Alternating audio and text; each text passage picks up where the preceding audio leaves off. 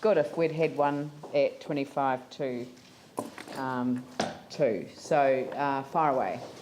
Thank you, Madam Chair. I'll just introduce Janice Carter and Ian Wright. Will be talking about the natural hazards chapter and the more significant changes that officers are proposing in response to Minister's comments. Most of these recommendations that we've got are in response to recommendation 22, and that's the additional information should be included in the draft proposals. That's on page 171 of the documents in front of you. And this was the request that went in from us. So, we requested the Minister to direct us in certain matters in relation to the Port Hills mass movement, and then they've, in doing so, they've also raised some other points as well. Yes, that's correct. Okay. Just very briefly, around the Cliff Hazard Management Area 1, which we talked about a few weeks ago, the mass movement areas, Janice is proposing to introduce 2 advice notes, a definition and a policy. Yeah. I think if we start with the mass movement, in front of you you've got some maps which just update the ones that were attached to your documents. There's just some further clarifications from GNS that we've incorporated into those mass movement reports.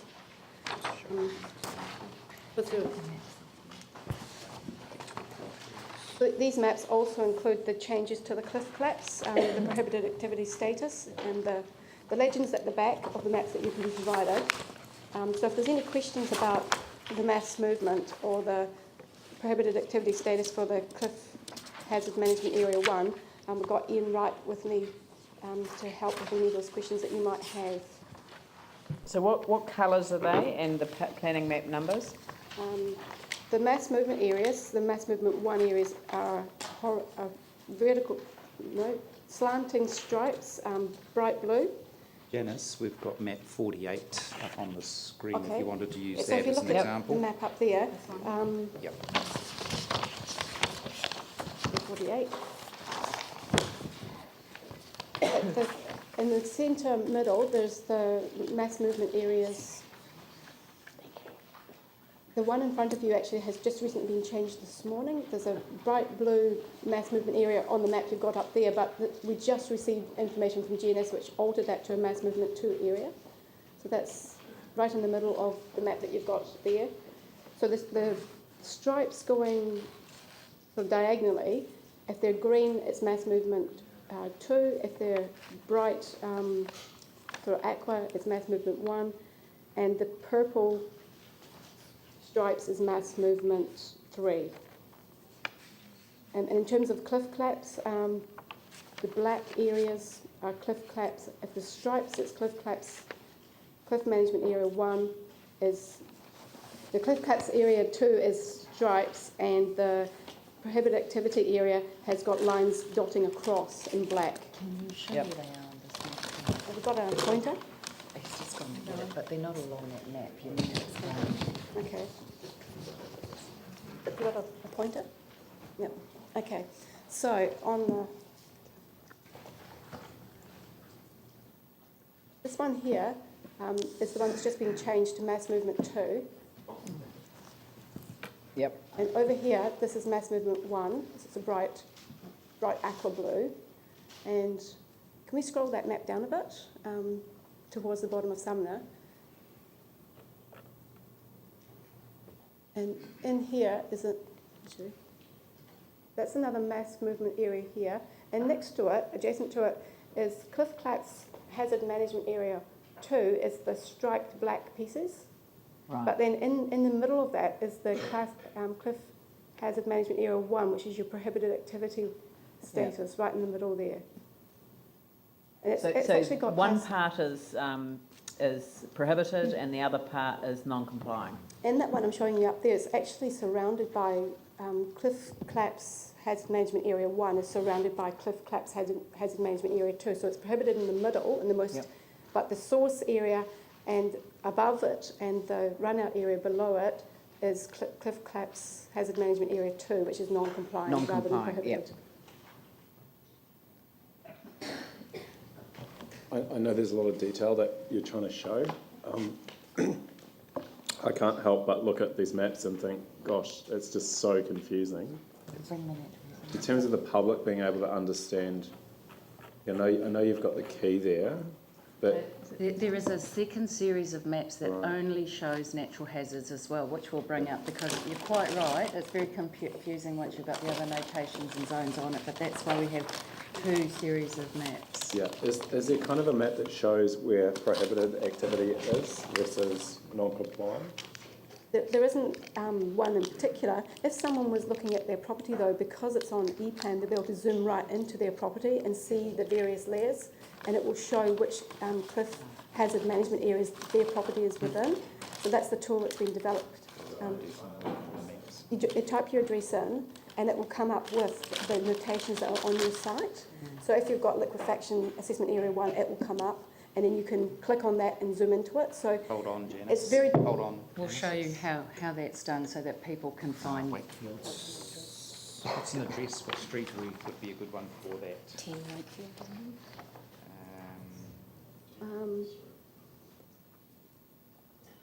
Just bring it up.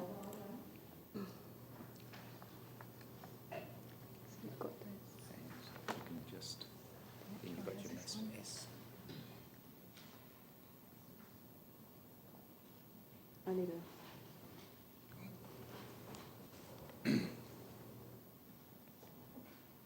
You want to run through what you can see there, Alan? Yes. Because I can't see them from here. So this is showing the property search, and what you'll see is you just type in an address that you're interested in, and then what's showing here down the right-hand side is the key, and Lloyd's she's able to just turn on information on and off as you want it. So what's been shown here in the middle of the screen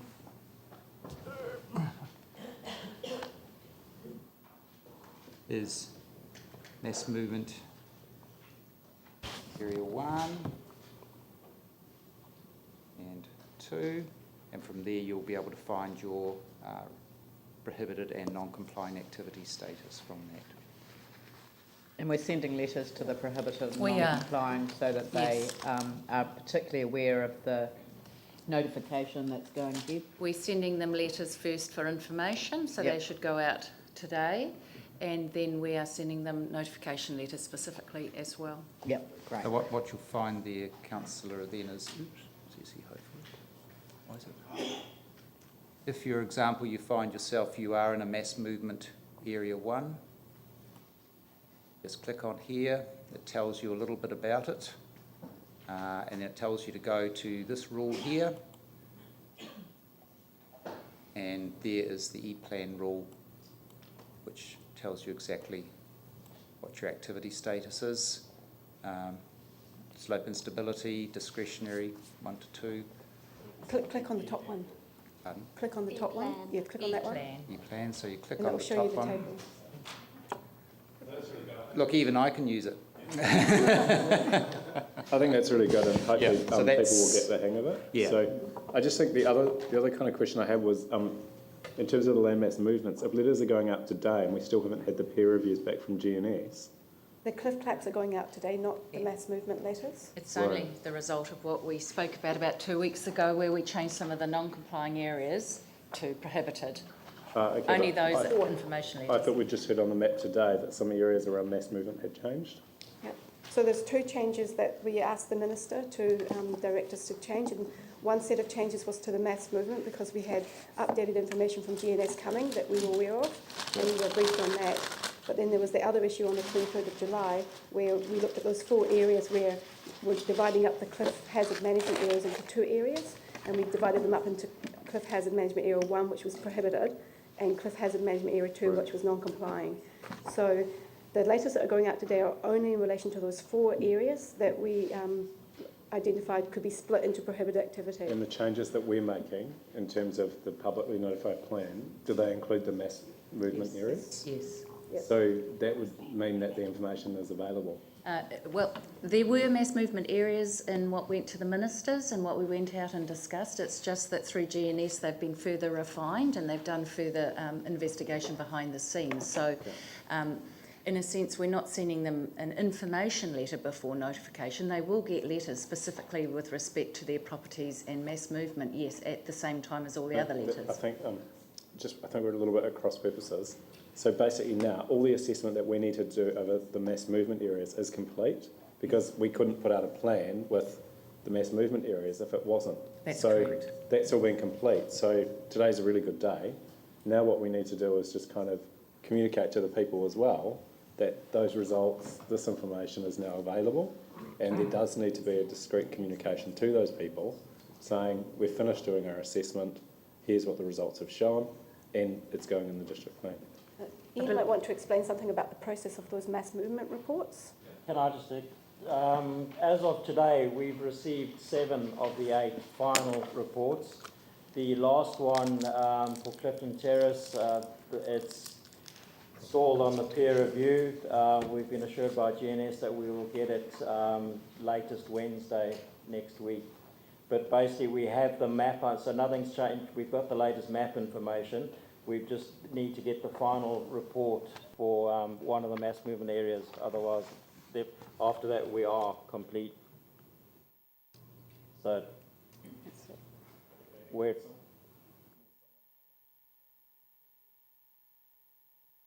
The maps are correct?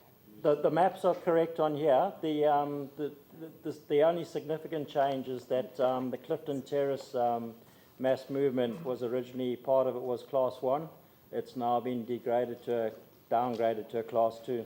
That's that one I showed you just before, where it was green. Yeah. So that one at the top of that one's actually incorrect. The one in front of you that you were given today is the correct notation for that particular mass movement area. Okay.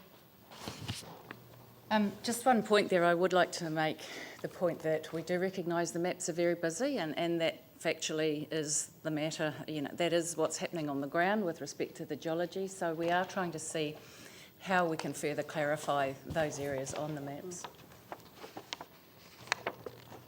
Yeah, so along with the maps, there's also a table that's going into the plan, and that's the activity status for the Cliff Claps Hazard Management Area 1 and Cliff Claps Hazard Management Area 2. So in your documents, in your Appendix 6, I think it is, there is an activity status that you've already seen in the previous discussion that you had. Oh. Okay, so I'm talking about alongside the Cliff Claps areas, there's also an activity status table that's been altered. I'll just get that for you. It's in the appendices. At the end of the maps, on page 228. And that should be the table that you've already seen, because the Minister's just reflected it all back to us and said, yes, put it in. Yes.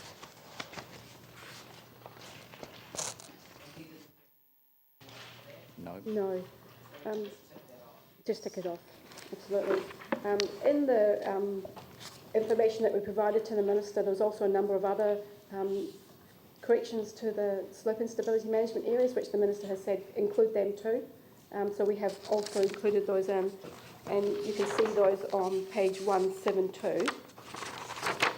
After the recommendations to include the mass movement areas and the cliff hazard management areas, there's also some further changes that have been endorsed. And the first one is, can you hear me? Yeah. So under C, we've got an alteration to the definition of hazard mitigation works. Yeah. And that's basically, we'd left off the possibility that some geotechnical investigations would have to be done on site for any hazard mitigation works to be done. So we've included that in the definition. And we've also clarified that retaining walls that are not required for a hazard mitigation purpose would be excluded from the definition, so that they don't get caught up with the more restrictive rules. And those sorts of retaining walls we're talking about is where someone does a retaining wall for, say, a flat area of lawn. We didn't want those very minor retaining walls to be caught up with this. And I think that was brought up earlier on. Yep. Okay, and then the other definitions are quite minor in relation to just making sure that hazard mitigation works include the earthworks. So that's under F, or under E. Under E, we're basically saying include the earthworks as well, because we don't want them caught up with resource consents when they don't need to be. F is adding in a mitigation measure to take into account planting, and I think that was one of the councillors suggested that themselves a number of months ago. And then the most important one at the end here is G, for the policy 5.5.5A and B, where by using the word remainder of the Port Hills, we inadvertently excluded rockfall in those policies. So making sure that A is about cliff collapse and mass movement and our avoidance policies, and that B, controlling hazard mitigation works for our rockfall and other areas of the Port Hills, recognising that you can pick off the rocks and rockfall and do a lot more mitigation than some of the other areas. So it was just clarifying those policies and making sure that we hadn't inadvertently missed out rockfall. Yep. Okay, so they're just very basic ones, and that's the main areas that we have included. Any final questions? The advice notes? Oh, there's advice notes as well. So I'm not involved in any particular recommendation, but there is some, I think it's paragraph 90 in the Minister's comments. Sorry, and that's on page. number and your recommendations. Just do page number. Okay. Good there. Paragraph 90, page 184. Oh. Sure it's not page 24? Eh?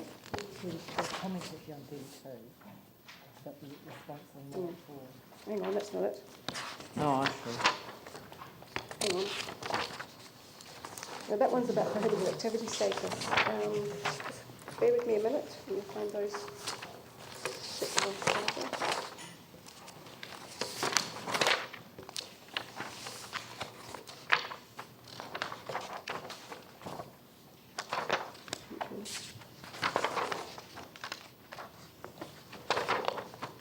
Advice notes, page 170.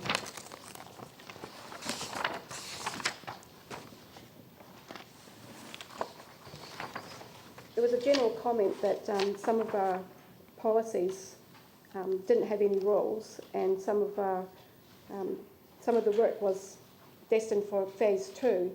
So we've included some advice notes to link through that. Some of the policies will have rules later, and also the issue of earthworks will also be dealt with in phase 2 when they're outside of the flood management areas. At the moment in the natural hazards chapter, we just deal with earthworks in the floor level and fill management areas, but in phase 2 we will be looking at the issue of earthworks generally in the city. So there's just 2 advice notes there on What are page. fill management areas? I haven't heard of them. The FMAs, the name's been changed to floor level and fill management areas because the rules relating to those areas are about filling, which is earthworks, and about the floor levels. What we used to So know you've is got FMAs no or flood reference management to areas. flood in there at all. In the actual management area, there's no reference to flood. Why? No. As I understand it, there was lots of confusion about all the various flood maps that were circulating around the city. There was the work of the flood task force, and there was other maps showing flood vulnerability, flood prone. So it was decided that to make these areas more refer to the rules that applied rather than the actual hazard.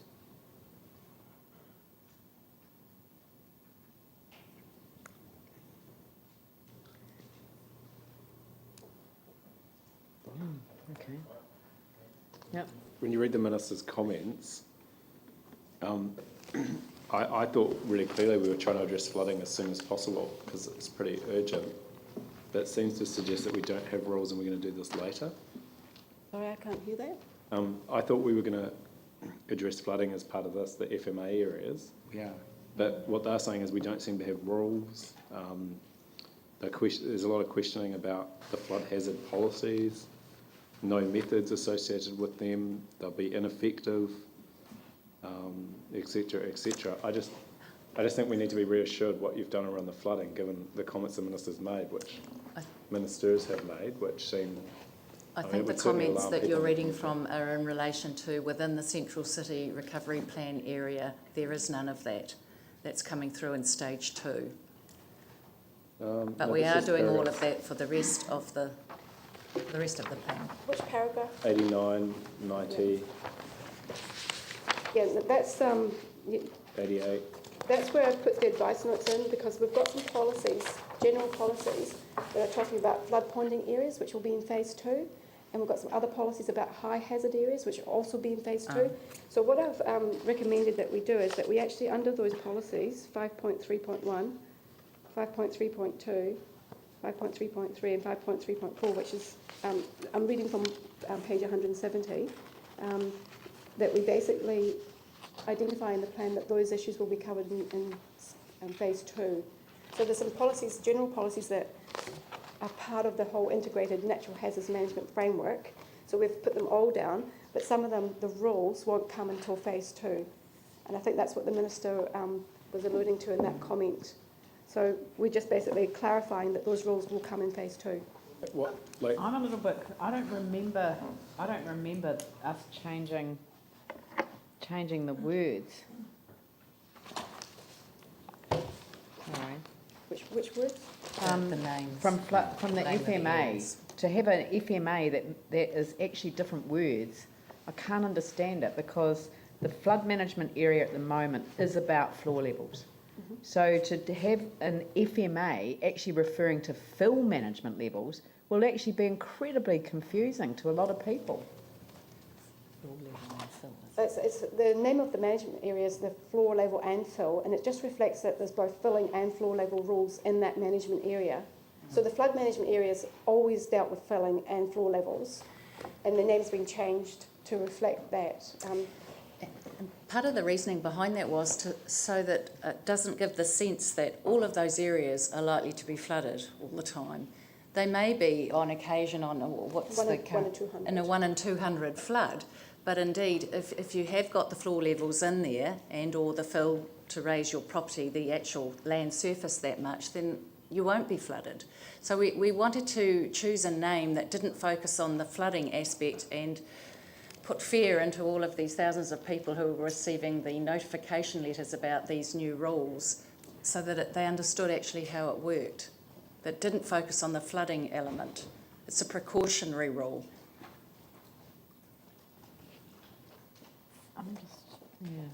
But you're correct that it's not something that has been discussed in this forum. you know those big maps that we had? So what's happened to those, like with the flood management areas, the increased flood management risk? Well, They're all still in here? they're still in the planning maps. Right, Yes. and we've got rules, so if you want to build in those, Yes. we've still got rules? It's all the same as what was reported to you earlier in the year. All those rules relating to minimum floor levels, fill Right. levels are all So in the plan. why is the Minister saying that there's no methods or rules or anything to give I effect? think that's not, that I understood what they were saying, and it is a very general comment, but I understood what they were saying was that there are some policies in the flood policies that haven't got rules.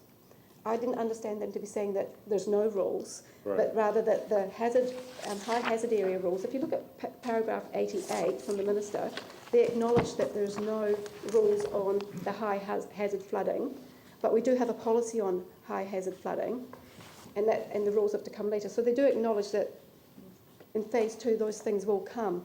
There's also the ponding areas, phase 2, they will come. So because we wanted to put out a comprehensive objective and policy framework for natural hazards, we've put those in now so that people can see that they're coming. But there is actually no rules at this stage. So what's likely to change between what we've got now and what we're proposing? In terms of the flooding, there's very little change that we've got as a result of the Minister's recommendations. I mean, in terms of the phase 2 stuff, like what would actually be different for someone getting a consent when the phase 1's done versus phase 2? This won't have any effect on consents, not until the plan, not until the proposals become operative. But what Janice is saying is there are still some rules to be developed, and they will come into stage 2. Yeah, I understand that. I'm trying to understand what the impact of those rules will be. Is it going to be like there's 100 houses in a certain area that you can't build on because they're just too risky, or is it going to be you have to raise your house another X amount of all of the space, flood management rules are about mitigating. So there's no rules at the moment in the plan that say that the option is to retreat or or do anything else. All of the rules at the moment to do with flood hazard is about raising floor levels or being careful about where we fill. So, and that was what that hasn't changed, and the minister actually doesn't make any recommendations about any of that back to us to comment. So it's as it was when it went to the minister. Oh, in terms of the central city,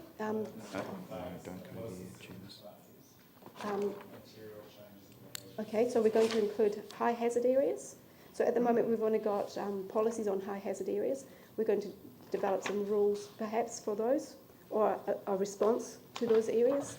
There's also open space areas, conservation areas, the central city, and a few other areas, zones, particularly rural, where there's no rules at the moment in phase 1. We need to carry those big maps that showed the flooding areas, flood areas into the rural zones, into the open space zones, but we've got no rules at the moment.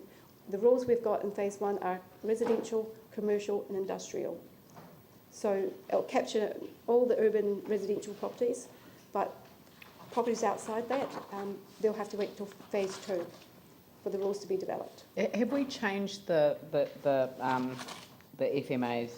I'll call them FMAs. Have we changed the location of any of them? Have we expanded areas? From the existing plan, yes. I think we've talked about this in the past, that there's about 4 reasons why we've got an expanded FMA, and one of them was the change of ground levels. The other was modelling outside of main river stems, and another one was updated information from LIDA, which showed the changes. And I think there's a 4th reason why we've got extended areas. So And are we notifying people in those areas as well? Yes, we are. We've got letters ready to go that will go to the areas. They're not ready, but they're being drafted at the moment for notification to a lot of households. Yeah. Yeah, I'd like to see those before they're finalised. But we haven't made any changes to the areas post the minister's comments. No, there's no areas added since then. But No, I've just missed the name change. I thought that I can understand why this, but it is going to be challenging for a lot of people. But anyway, we'll get there. So, are there any other questions on these issues? I'm still trying to understand the central city. The minister keeps saying that we should be doing stuff in the central city, and yet CCDU and Sarah are leading the central city planning. How do we, is there anything else we can kind of do? I mean, I'm really keen, if you think of the Avon River, yeah. open space, no rules around flood management, and it's in one of the most critically important areas going through central city. So is there anything that we can put in terms of... It's got an existing flood management area. Yeah, it's got the operative plan flood management area rules for the 1 in 200 year event. So that continues to operate. Yes. That continues to operate now. Yes. So it's not affected by this. We're just not expanding it. That's Yeah. correct. Right. Until the stage 2 will then replace until the that part of stage the 2, when we operative replace the CCRP with our own rules. Right. Yep. So have we got a tentative date when there'll be a draft for that, so we can consider that as part of the second stage? Because I just think this is a really important area for residents. In January. Yeah, January next Okay. year. That's what. Yeah. Well, it might be February. Yeah, no, that's good I if may it's, not if it's schedule early a on and we've meeting got for January. time to consider it carefully. Or Yeah. before Christmas. What a present from you, Bridget. That's right. You can have it before Christmas and read it on your holidays. No. Anyway, so are there any other? So Okay. we can move on from Moving there. on. Yep. Thank you. Thank you.